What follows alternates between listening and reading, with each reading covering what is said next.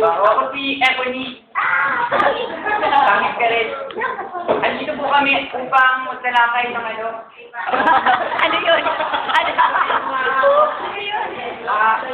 Ito kami para mag-report at i-interview ang isa sa mga pinakamagagaling na manunulat sa ating bansa. May bigote daw ako. Ay, may bigote daw yung interview namin. Traffic lang siguro. Anyway, may papanita. May papanita. Excuse me po.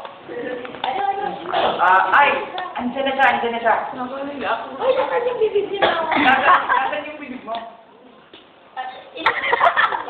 Nawawara. Nalulung hawak na medya. Kayo yan, siya, babaw ka. Okay na lang ulit yun. O, sige. Ay, magandang umaga po. Ano pong pangalan mo? Si Pepe.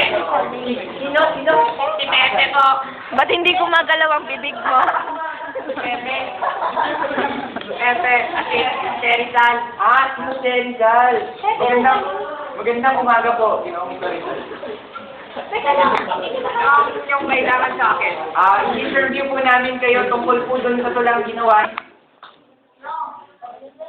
sa kabataang Pilipino. Ba't ikaw sumagot? Sorry po. Oh. Tumatayo na yata si Hazel. Ano po ang meaning